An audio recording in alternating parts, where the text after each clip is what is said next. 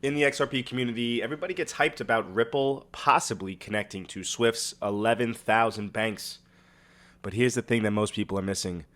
Through Ripple's partnerships with Finastra, Ripple already has a gateway to 9,000 banks that plug straight into Swift and SEPA. So the question is, are you getting the full side of the story here? So first off, who is Finastra? Well, they're one of the biggest banking software providers in the world. Over 9,000 banks, and some reports are even saying 11, rely solely on their system for payments, core banking, and trade finance. What companies use Finastra? Well, you got JP Morgan Chase, HSBC, Bank of America, you got the NASDAQ, all of them using Finastra software to plug into global payment networks, and Finastra is providing that architecture. So here's the important part. Finastra's software already connects banks directly into global payment networks like SWIFT and SEPA. So if a bank is on Finastra, it doesn't have to build new pipes from scratch. It can access those rails through Finastra's existing infrastructure. So collectively, Finastra's clients move trillions of dollars every single day through these networks. We're talking more than $10 trillion daily flowing across the infrastructures that they support. Finastra is quite literally the plumbing behind a massive chunk of the global banking system. In 2019, Ripple partnered with Finastra. So what does that mean?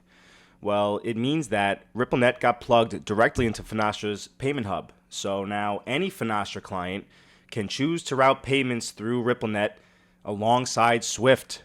And if they wanted to, they could use XRP for on-demand liquidity to settle those payments instantly. Now, does this mean that 9,000 banks suddenly started to use XRP? No. It means that RippleNet is an option inside of the system that banks already use, right? It's an option alongside Swift. So think of it like Ripple getting into the App Store for banking. It's there, it's available, but each bank still has to hit download before it's actually live.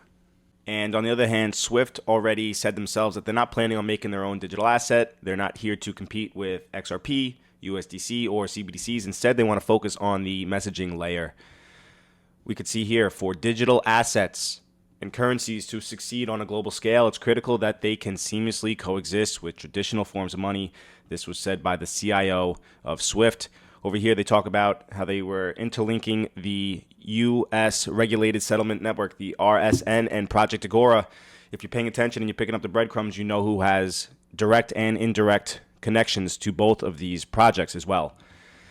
11,500 financial institutions will be able to support digital assets even as value takes on new forms. How can technologies like blockchain, tokenized assets, and CBDCs, alongside globally aligned standards such as help mitigate fragmentation and connect digital islands? So if banks want to use crypto or stablecoins, Swift will just provide the rails.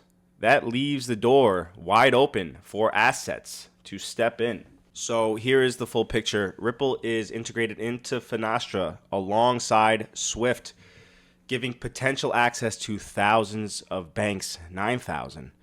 Those banks already move over $10 trillion a day across Swift and SEPA, and now Ripple sits next to those rails.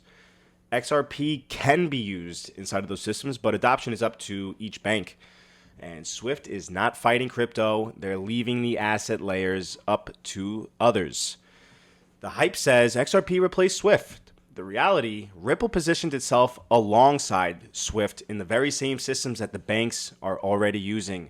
And that quiet move with Finastra might be just as powerful as any head-to-head with Swift itself.